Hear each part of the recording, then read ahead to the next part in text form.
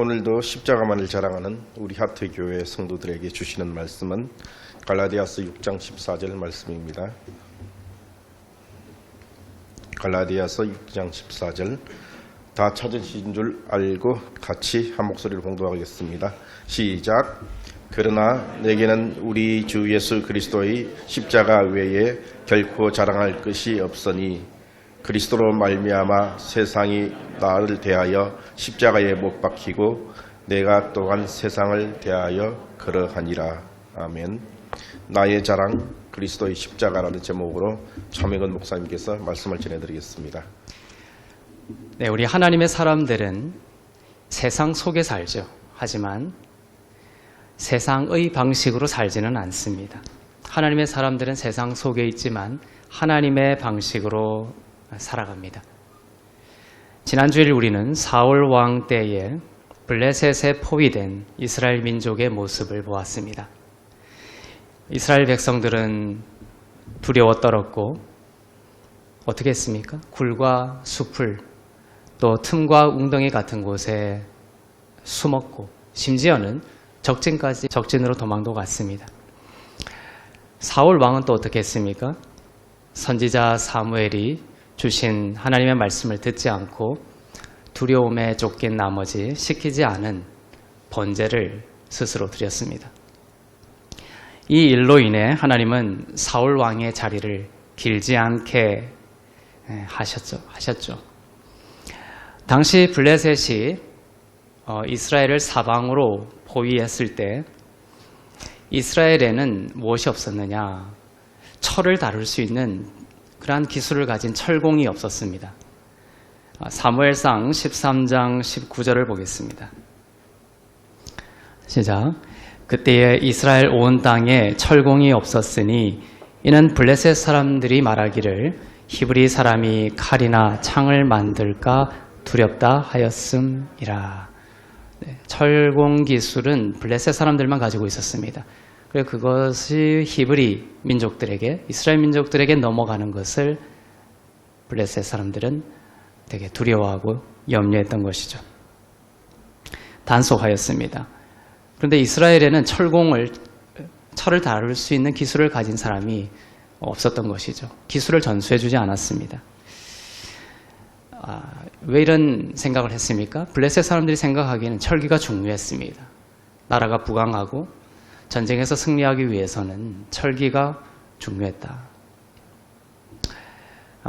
그런데 문제는 이스라엘 백성들도 그렇게 생각했다는 것입니다. 당시 이스라엘 백성들은 철의 경우에 철을 수입해야 했습니다. 블레셋으로부터 수입한 철은 무기로 사용할 수 없었습니다. 철을 수입하긴 했지만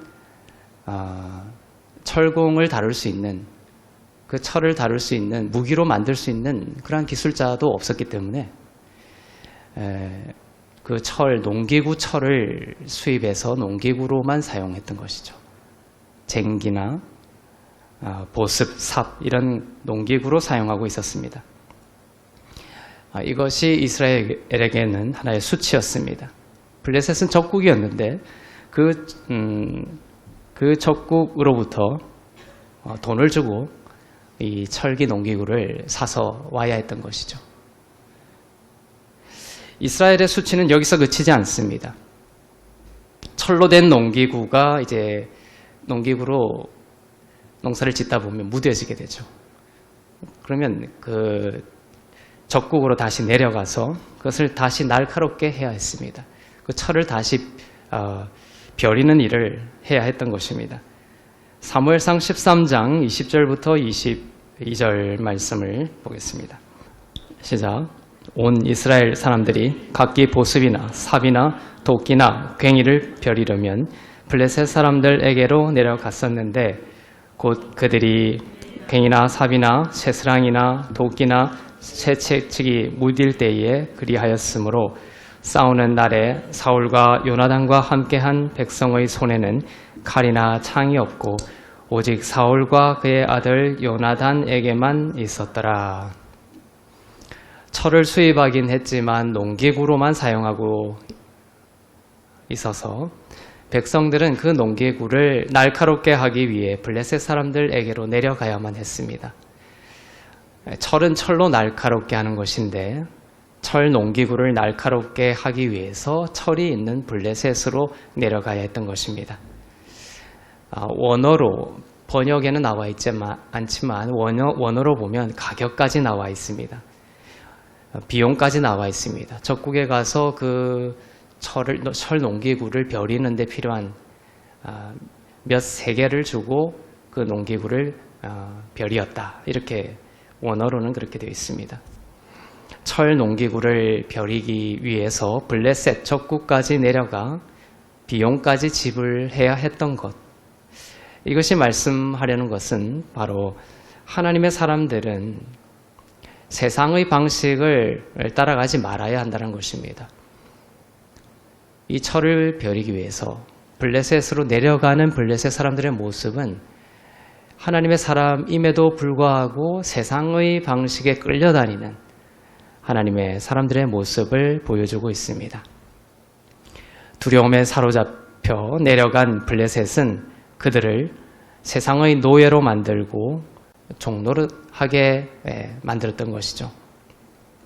여러분이 세상의 방식을 따라간다면 여러분은 세상 의존적 삶을 살게 됩니다. 하나님은 우리가 하나님 의존적 삶을 살게 되기를 바라십니다. 그러나 이스라엘 백성들은 블레셋을 의존하게 되었고 그들이 의존하고 있는 블레셋이라는 자리로 내려갔던 것입니다. 비용까지 내고 그들의 수치는 점점 더해졌습니다. 세상을 의지하면 이렇게 됩니다. 세상을 의지하기 시작하면 그 수치가 점점 더해집니다.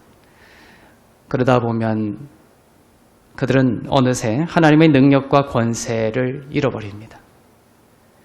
블레셋은 이스라엘 너희는 안 돼 라는 부정적인 의식 속에 이스라엘을 가두어 어둠의 종노릇하게 만들었던 것입니다. 그런데 성경을 통해 하나님이 말씀하시는 것은 이스라엘 백성들에게 중요한 것은 철 무기가 아니다라는 것입니다. 무기가 무엇인지가 본질이 아니다라는 것입니다.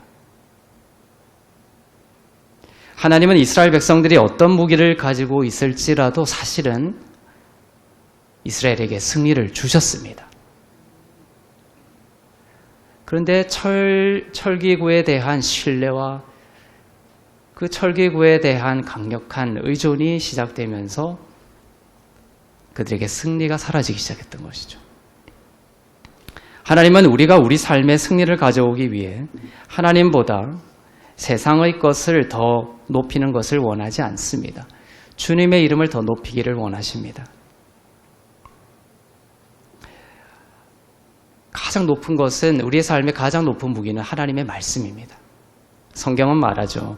하나님의 말씀이 바로 성령의 검이다. 당시에 그 철기구로 된 검을 블레셋이 가지고 있었지만 하나님은 성경을 통해서 말씀하시죠. 하나님의 말씀이 바로 성령의 검이다. 가장 강력한 무기입니다. 우리들 살아갈 때 또 특히 자녀를 양육할 때에도 많은 돈을 지불하고 학원을 보내고 또 여러 세미나에 보내고 하지만 사실 가장 강력한 무기를 아이들의 영혼에 심어주는 것은 하나님의 말씀이에요.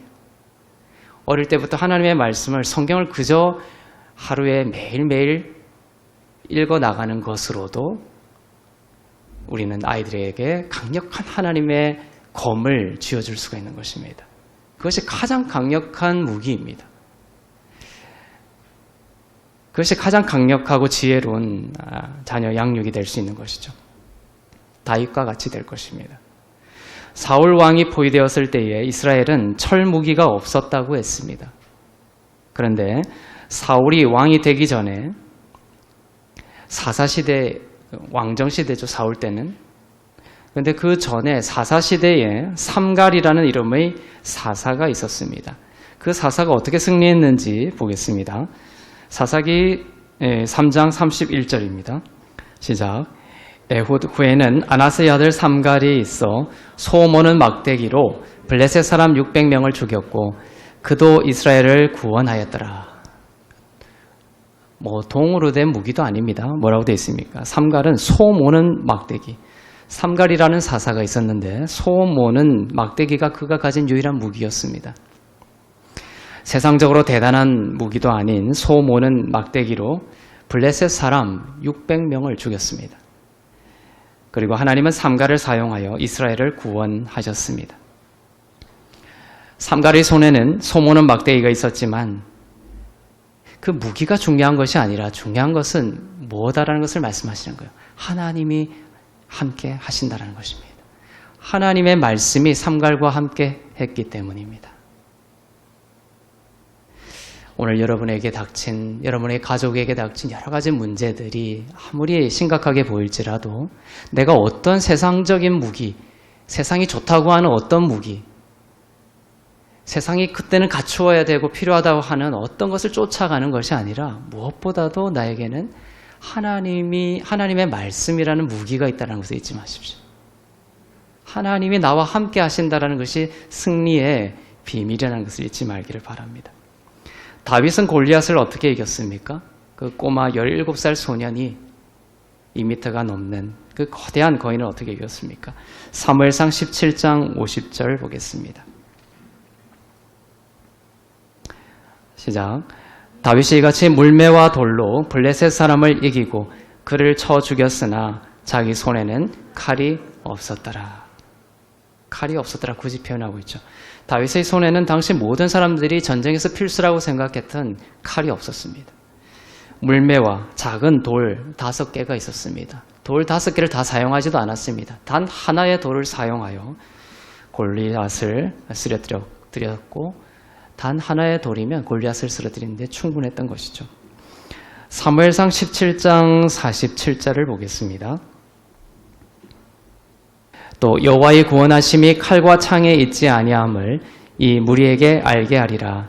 전쟁은 여호와께 속한 것인즉 그가 너희를 우리 손에 넘기시리라. 17살 다윗의 고백입니다. 골리앗을 싸우러 나가기 전에 다윗이 했던 고백입니다. 우리도 어떤 사업을 위해서 누군가를 만나기 전에 또 거대한 프로젝트를 앞두고 있거나 또 삶의 거대한 문제, 해결해야 될 문제를 앞두고 있을 때 다윗과 같은 그런 믿음의 고백이 우리에게 있기를 바랍니다. 여호와의 구원하심이 어디에 있다? 칼과 창에 있지 않다. 전쟁은 여호와께 속한 것이니 그가 너희를 하나님께서 이 전쟁을 우리에게 넘기실 것이다.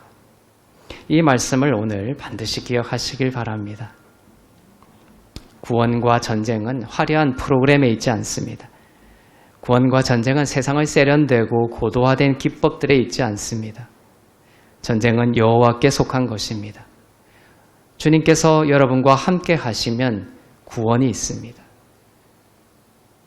하나님의 말씀이 여러분과 함께 있으면 기적이 있습니다. 승리가 있습니다. 여러분들이 잘 아는 삼손, 사사시대 삼손은 전쟁을 어떻게 했습니까? 사사기 15장 15절입니다.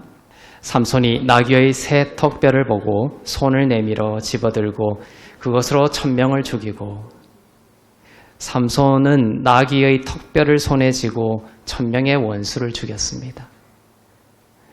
사랑하는 성도 여러분, 우리는 본질적으로 세상의 무기로 승리하는 자들이 아닙니다. 우리들은 세상이 가지고 있는 것이 세상이 가지고 있는 저 무기가 반드시 필요해 라는 그 환상에서 벗어나야 되는 것입니다. 그 환상, 세상이 가지고 있는 그 무기가 반드시 필요해, 그것 없으면 불가능해 라는 생각을 가지고 있으면 그것을 사용하기 위해 그들이 가지고 있는 그 블레셋의 철기를 사용하기 위해서 블레셋으로 내려가면 어떤 일이 벌어집니까? 이제 블레셋의 종이 되기 시작하는 거예요. 성경에서 보면 내려간다라는 그 히브리어는 종속과 노예를 말하는 거예요. 그래서 아브라함에게도 이삭에게도 내려가지 마라 이렇게 자꾸 하는 거예요. 올라가라고 하죠. 주님을 향해 올라가라고 하십니다. 세상은 두려움과 절망을 사용해서 세상의 노예로 만들고 부정적인 생각의 감옥에 가두어 버리게 됩니다. 덫이 있지만 덫 하나만 있지 않죠. 덫 위에 달콤한 세상의 그 화려한 저거 반드시 필요해라는 무기가 있는 거예요. 쥐가 덫에 어떻게 걸립니까? 덫만으로 걸리지 않죠. 그 위에 쥐의 눈에 보이는 육신의 정욕과 안목의 정욕과 이생의 자랑이라는 것이 덫 위에 놓여 있는 것이에요. 저거 필요해 하고 탁 갔는데 그 덫에 탁 걸려버리는 것입니다. 많은 그리스도인들이 그렇게 살아가죠.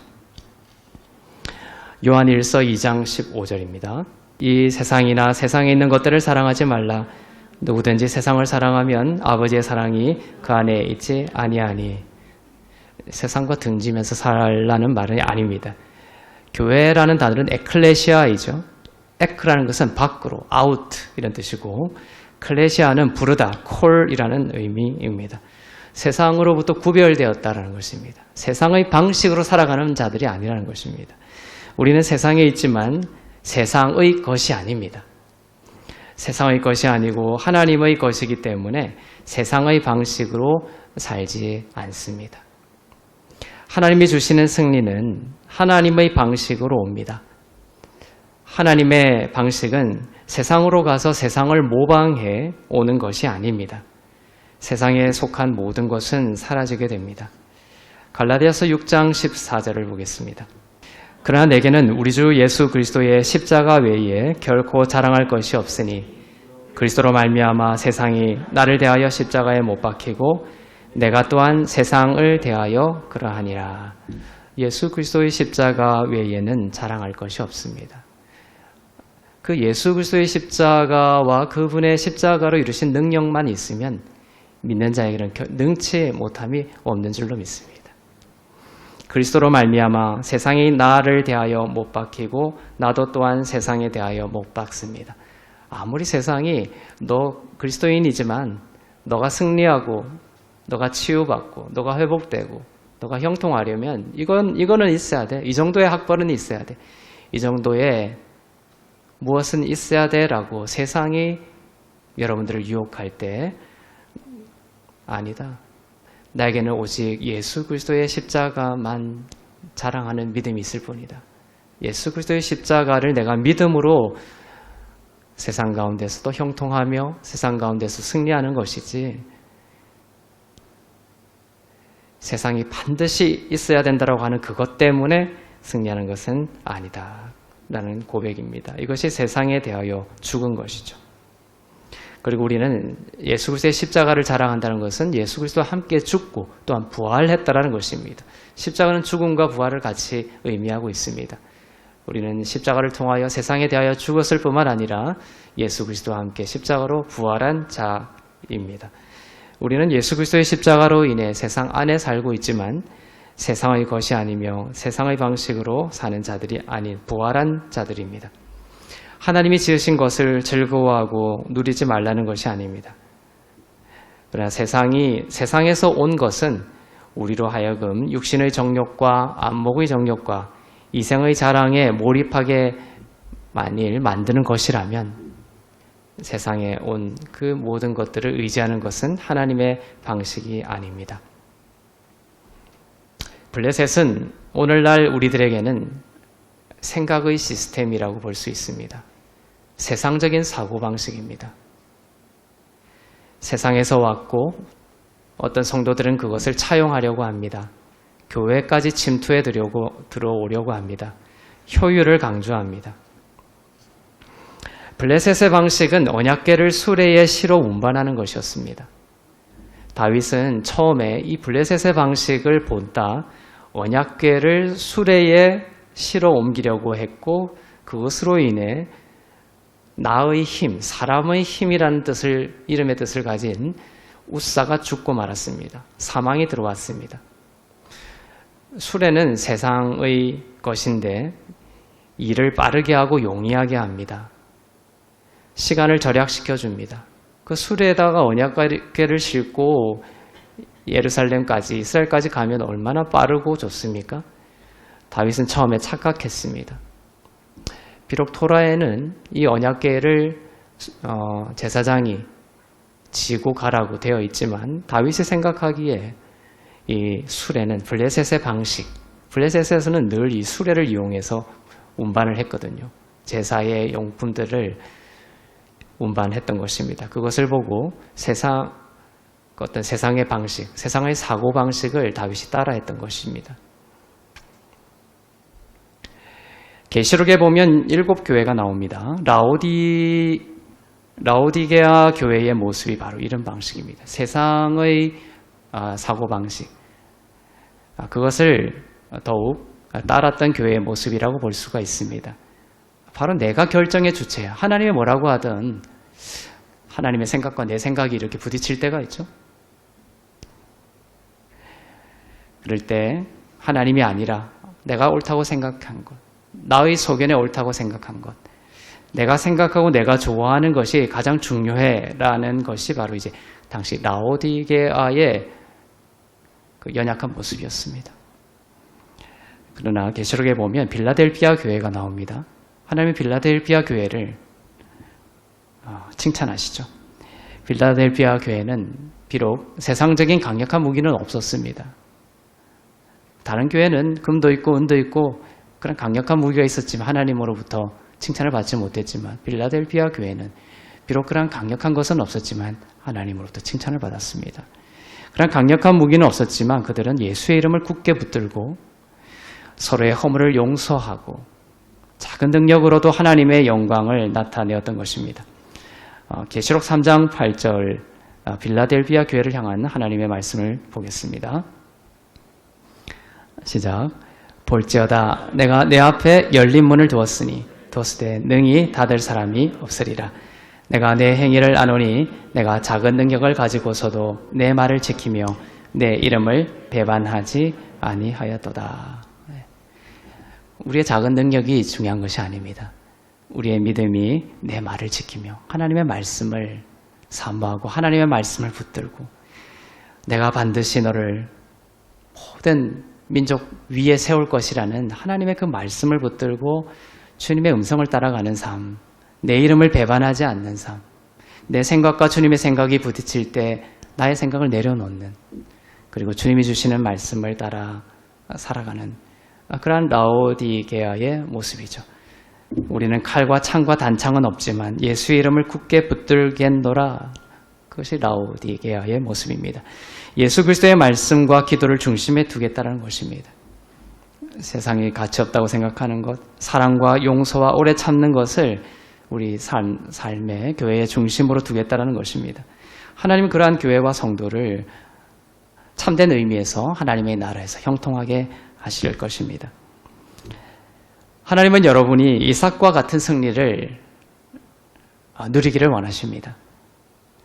당시 기근이 왔습니다. 지금도 어떻게 보면 기근의 때라고 볼 수가 있습니다. 또 누구든지 삶의 기근의 때를 맞이합니다. 성경에 보면 이삭이 기근의 때를 맞았습니다. 이것은 마치 블레셋에 포위된 베냐민 지파처럼 마찬가지죠. 이삭도 기근에 처했던 때가 있었습니다. 그러나 기근인데도 불구하고 이삭은 번성했고 많은 형통함을 누렸죠. 이삭은 하나님의 말씀을 따라갔던 것입니다. 하나님이 이삭에게 하신 첫 말씀은 바로 애굽으로 내려가지 말라라는 것입니다. 이스라엘 백성들이 블레셋으로 내려갔던 것처럼 그렇게 하지 말라는 것이죠. 이삭에게도 마찬가지였습니다. 애굽으로 내려가지 말라. 이것이 하나님이 이삭의 삶을 축복하기 위한 첫 번째 명령이었습니다. 창세기 26장 2절을 보겠습니다. 시작. 여호와께서 이삭에게 나타나 이르시되 애굽으로 내려가지 말고 내가 내게 지시하는 땅에 거주하라. 하나님이 부르시고 지시한 은혜의 복음의 자리에 뿌리를 두라는 것입니다. 그러면 번성할 것이라는 말씀을 하고 계십니다. 내 생각과 합리적인 추론을 따라 사울 왕처럼 번제를 드려버리고 이스라엘 백성들처럼 급한 나머지 힘있어 보이는 우상의 나라 블레셋으로 내려가지 말라라는 하나님의 말씀입니다. 내려가게 되면 율법의 노예로 만들어버리는 애굽으로 속하게 되는 것이죠. 애굽의 사고방식, 그게 젖어버려서 결국은 하나님의 백성으로 온전히 살지 못하고 세상의 사고방식으로 노예처럼 두려움과 염려와 걱정과 또 능력 없음의 삶 가운데 묶여버리고 맙니다. 하지만 효율과 화려한 애굽으로 내려가지 않고 하나님이 은혜의 복음의 부르신 가운데 세우신 약속의 땅에 비록 우리가 약할지라도 있는 모습 그대로 그 은혜 안에 거하며 내가 어떤 능력을 가지고 있느냐가 아니라 내가 누구 안에 있느냐, 내가 은혜 아래에 있느냐, 이것이 중요합니다. 내가 하나님의 말씀 안에 있느냐라는 것이 중요합니다. 거기에 거하라라고 합니다. 주의 이름을 높였을 때, 그렇게 거하며 주의 이름을 높였을 때 이삭은 마침내 거부가 되고 주 안에서 번성했던 것이죠. 애굽으로 내려가는 것은 또한 부정적인 생각의 감옥에 갇히는 것입니다. 사람들은 물리적인 곳에 갇히는 것을 감옥이라고 하지만, 그래서 나는 지금 감옥에 갇히지 않은 자유한 사람이라고 많은 사람들이 이야기합니다. 그러나 많은 사람들을 만나보면 사실은 물리적인 공간에 갇히진 않았지만 사실은 감옥에 갇혀 살아가고 있는 현대인들이 너무나 많습니다. 사실 진짜 감옥은 머리에 있습니다. 그래서 구원의 투구를 써라고 하죠. 성경에서. 구원의 투구를 쓰라. 투구는 머리에 쓰는 것입니다. 머리가 진리의 말씀으로 구원을 받아야 되는 것입니다. 감옥에서 우리를 구원하시죠. 사실 우리를 생각의 감옥에서 탈출시키고 해방시키고 자유롭게 하는 것이 하나님의 진리 안에 진리의 말씀으로 우리를 자유케 하려는 하나님의 뜻입니다. 그러나 사실은 많은 사람들은 부정적인 생각에 갇혀 감옥에 갇혀 살아갑니다. 부정적인 생각은 여러분을 노예로 만들어 시들어 말라버리게 만들 것입니다. 그러나 성경 어디에 하나님께서 성도들에게 부정적인 선포를 하는 곳이 있습니까? 한 군데도 없습니다. 우리의 마음속에 부정적인 생각이 들어오기 시작하면 하나님의 말씀이 아니라 내 말이 나를 통치하게 되는 것이에요. 그리고 내가 내 생각의 감옥에 갇혀버리는 것입니다. 원수의 전략은 여러분이 무가치한 사람이라고 생각하게 만드는 것입니다. 사람들이 내뱉는 부정적인 전망과 부정적인 말을 여러분의 정체성과 여러분의 미래로 받아들이지 말기를 바랍니다. 오늘날 수많은 성도들과 수많은 사람들이 패하는 전쟁이 이건 겁니다. 하나님의 말씀을 믿고 듣고 이제 교회를 나서서 일상 속에 거할 때 수많은 미디어들과 사람들의 부정적인 생각과 부정적인 뉴스들과 계속 사건, 사고들이 일어나는 뉴스들을 보게 되죠. 멍하니 보다 보면 그 감옥에 갇혀버린 거예요. 아, 내 삶에도 불운한 일들이 일어날 거야. 이것이 나의 생각과 영혼을 잠식해버리는 것입니다. 그리고 세상이 가르쳐주는 그 어떤 강력한 철을 구하러 노예처럼 쫓겨다니는 삶을 살아가는 것이죠. 여러분은 애굽의 종이 아니라 어떤 경우에도 하나님의 축복을 받아 하나님의 축복을 나누어주는 축복의 통로로 하나님이 부르셨음을 잊지 마십시오. 예수를 믿는 여러분은 하나님의 아들들입니다. 성령의 능력으로 하나님의 예수 그리스도가 가진 모든 권세와 능력을 여러분에게 주셨습니다. 여러분에겐 예수의 이름이 있습니다. 어떠한 어려움과 어떠한 큰 장애물이 있더라도 예수의 이름보다 높지 않음을 믿으시길 바랍니다. 내가 실패하면 어떡하지? 그게 두려웠다는 것이 아니라 하나님께서 나를 모든 민족 위에 뛰어나게 하실 것이라는 그러한 하나님의 약속을 믿으시길 바랍니다.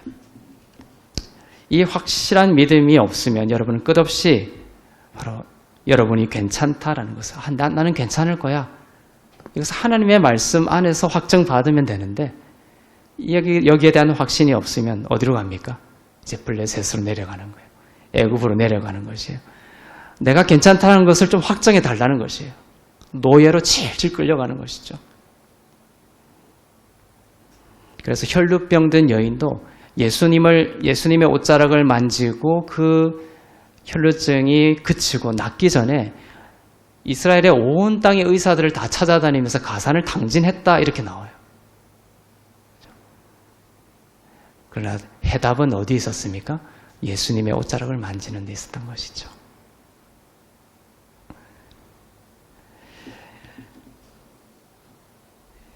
여러분이 괜찮다라는 것을 확정받기 위해서 블레셋으로 내려가 구걸하고 애굽으로 내려가 구걸하는 종의 삶을 이제는 그쳐야 할 때입니다. 사람들의 말이 여러분과 여러분의 미래를 규정하는 것이 아닙니다. 바로 예수 그리스도의 십자가가 여러분을 규정하고 예수 그리스도의 십자가가 바로 여러분입니다. 예수와 함께 죽고 이제 예수와 함께 부활한 의로운 권세와 능력을 가진 하나님의 자녀가 바로 여러분의 미래이며 정체성입니다. 의로운 하나님의 자녀이고 하나님은 어떻게 말씀하십니까? 내가 너희에게 준 것은 재앙이 아니라 밝음과 미래와 소망이다. 하나님이 그렇게 약속하십니다. 그것을 믿지 못하고 세상에서 확정받으려고 블레셋으로 내려가고 세상이 던져주는 그러나 그것을 먹어버리면 결국 덫에 갇히는 그러한 노예의 자리로 내려가지 않기를 바랍니다. 하나님은 말씀하십니다. 너의 미래가 밝을 것이다. 아무리 기근이 들어도 시냇가에 심긴 나무다. 아무리 더위가 와도 가뭄이 와도 너의 잎은 청정할 것이며 철마다 다른 열매를 맺고 너의 그 생명나무를 통하여 많은 죽어가는 자들이 오히려 축복을 받고 살아나게 될 것이다. 좋은 것이 오고 있다라는 믿음을 잊지 않기를 바랍니다.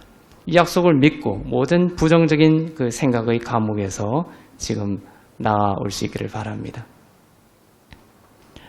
창세기 26장 13절부터 14절 말씀 마지막으로 보겠습니다.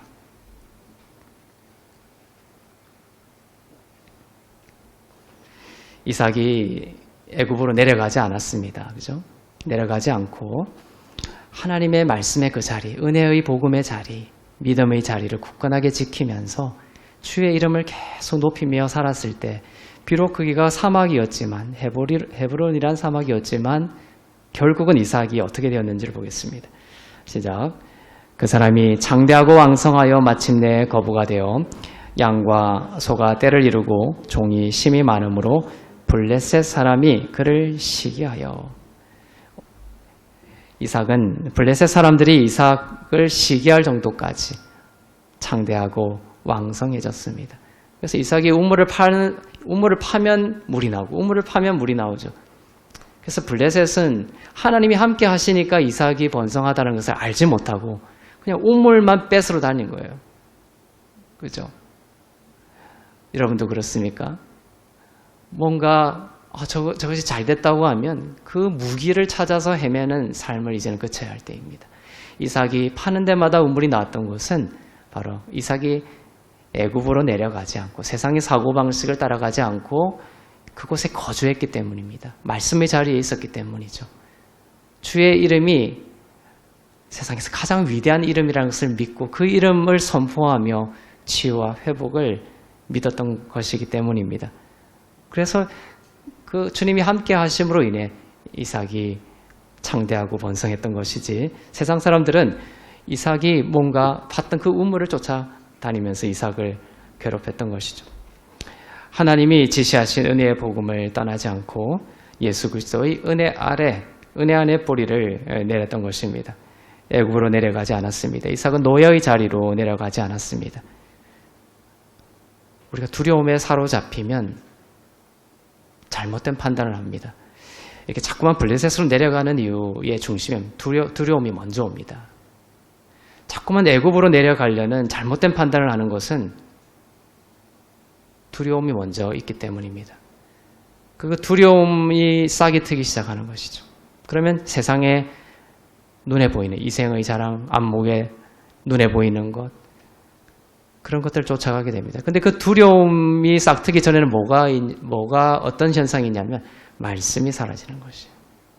진짜 참된 검인 진리의 말씀으로부터 내가 자꾸만 멀어지고 말씀이 내 안에 없기 시작하면 두려움이 싹이 트는 것입니다. 그 두려움이 싹이 트기 시작하면 나는 자꾸만 애굽으로 내려가고 블레셋으로 내려가야 되는 것이 아닌가라는 잘못된 판단을 하게 되는 것이죠. 그래서 내가 올바른 하나님 안에서의 바른 판단, 나의 삶을 어떻게 하나님의 방식대로, 하나님이 기뻐하는 방식대로 살아갈 것인가, 선택해 갈 것인가 라는 것은 먼저 두려움을 평안으로 바꿔야 됩니다. 두려움이 있으면 모든 판단이 흐려지는 것이에요. 그리고 그 두려움으로 벗어나기 위해서는 하나님의 말씀을 여러분들이 붙들어야 하는 것입니다.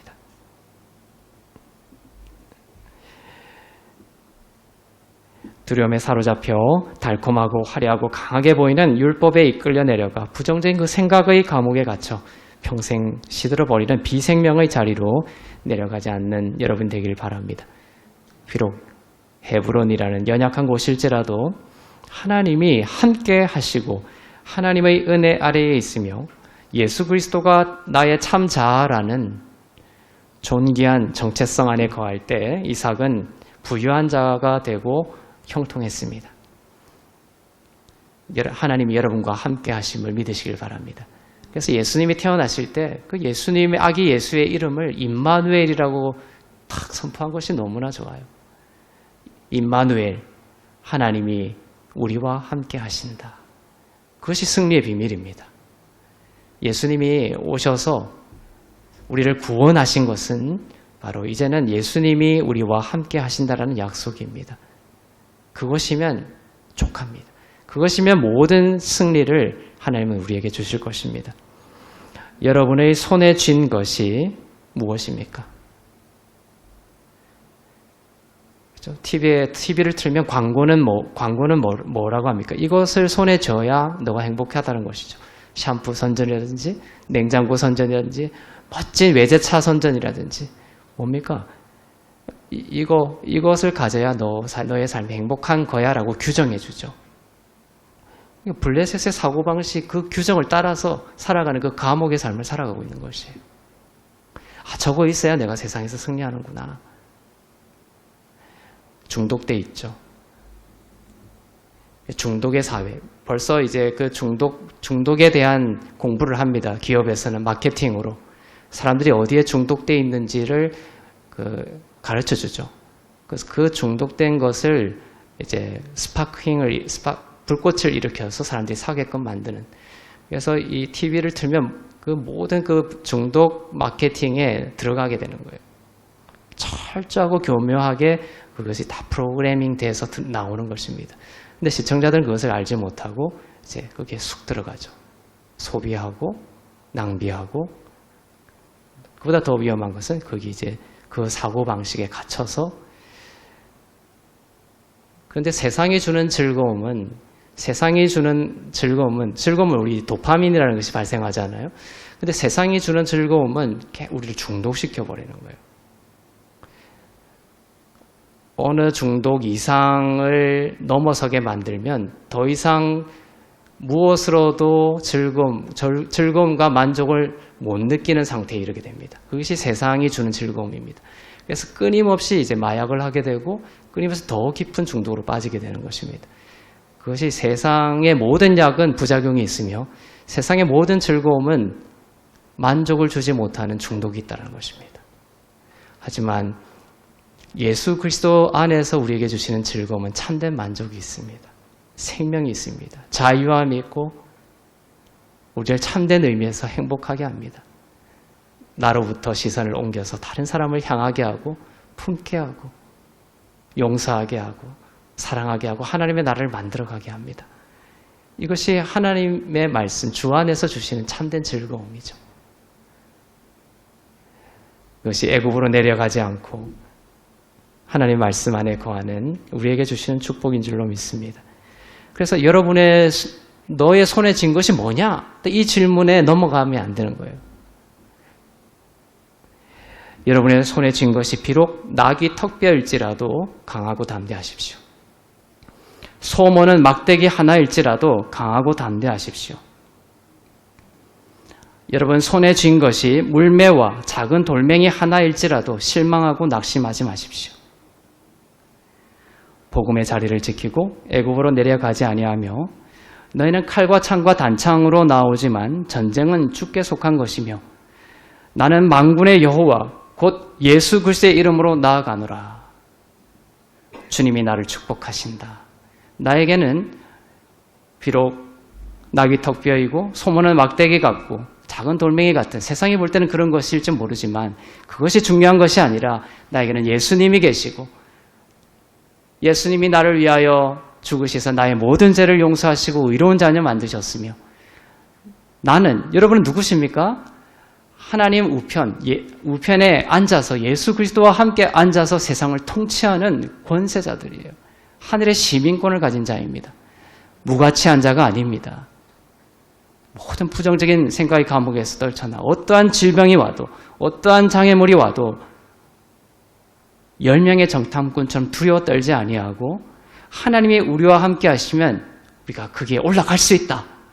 정복할 수 있다. 치유할 수 있다. 우리의 가정은 모든 열방의 사람들이 먹고 마시는 축복의 곳간이 될 것이다.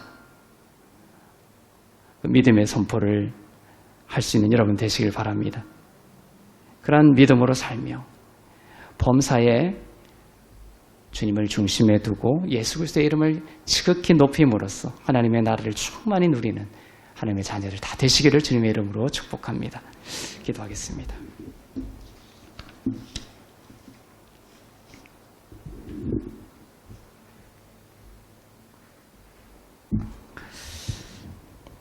이 시간 말씀을 기억하며 잠시 기도하겠습니다.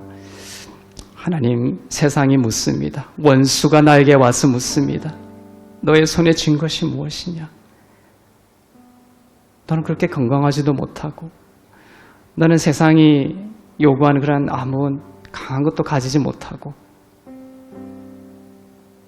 너의 손에 쥔 것이 너무나 볼품없구나.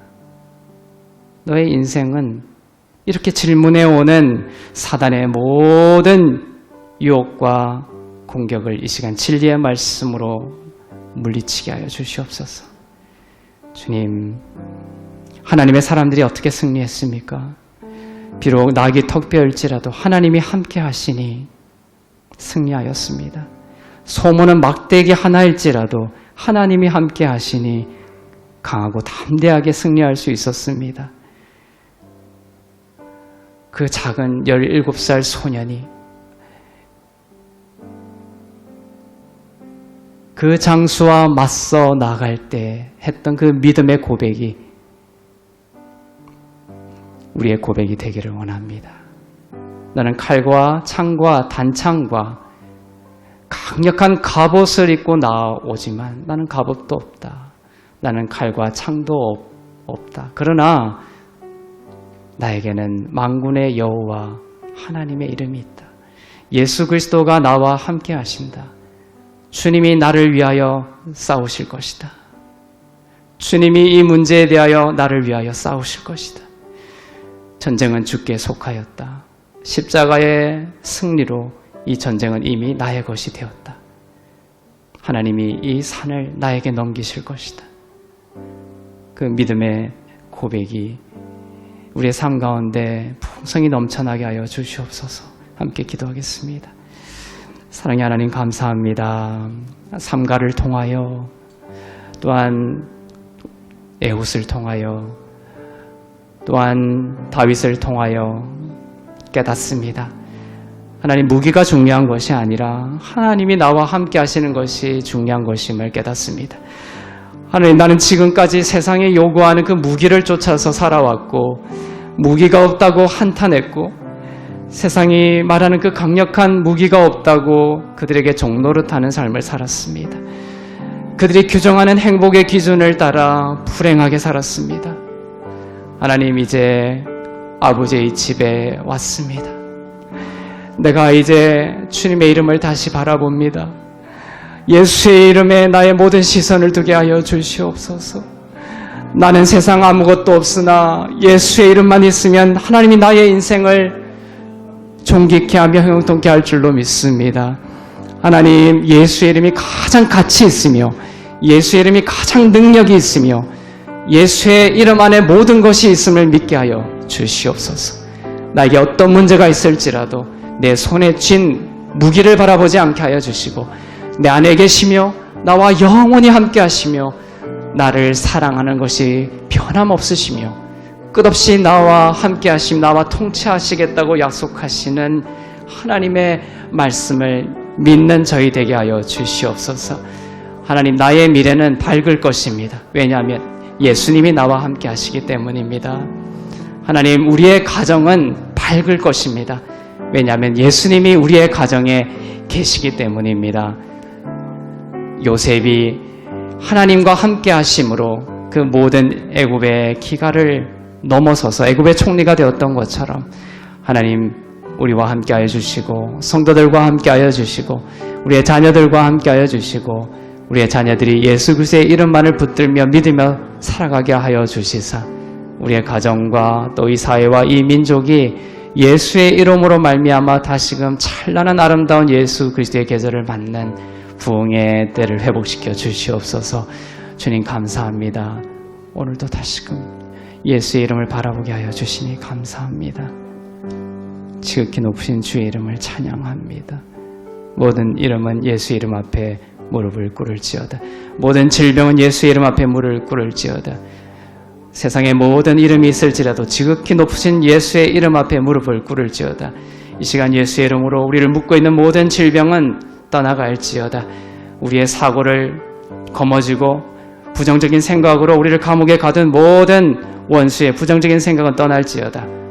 이 시간 감옥을 열고 예수 그리스도의 손을 붙들고 그 감옥에서 나오는 하나님의 사람들 되게 하여 주시옵소서. 돌성전은 무너질지어다. 부정적인 모든 성은 무너질지어다. 이제 아버지의 집에 편히 쉬게 하여 주시옵소서. 아버지의 집에 우리의 영혼을 두시옵소서. 안식하게 하여 주시옵소서. 아버지의 품에 내가 있습니다. 나는 지금 아버지의 품 안에 있습니다. 평안을 주시옵소서. 평안할지어다. 내가 너에게 주는 것은 세상이 주는 평안과 같지 아니하니 나의 평안을 받으라. 두려워하지 말라. 겁내지 말라.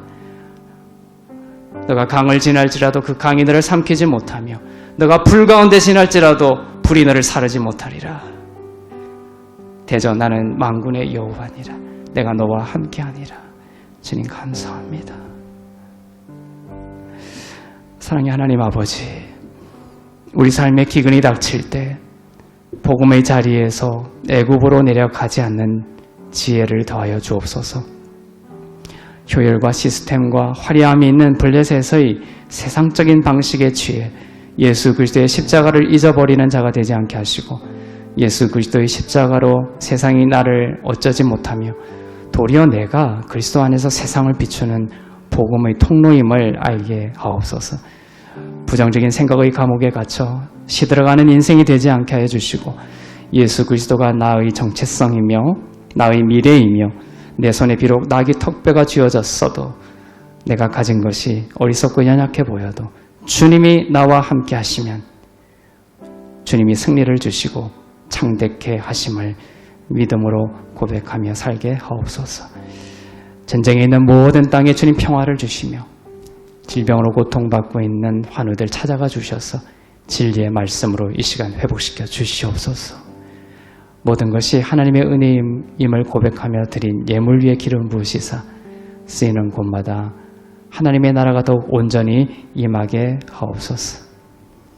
이제는 우리 주 예수 그리스도의 은혜와 하나님 아버지의 사랑과 성령님의 위로교통 새롭게 하심의 역사가 블레셋으로 애굽으로 내려가지 않고 복음에 굳게 서서 예수 그리스도의 십자가만을 자랑하고 의지하며 주님이 친히 이루시는 승리를 누리기를 소망하는 주 안에서 의롭고 흠없고 거룩한 교회 위에 선교사님들 위에 나라와 민족들 위에 이제부터 영원토록 충만하시기를 간절히 축원하옵나이다. 아멘.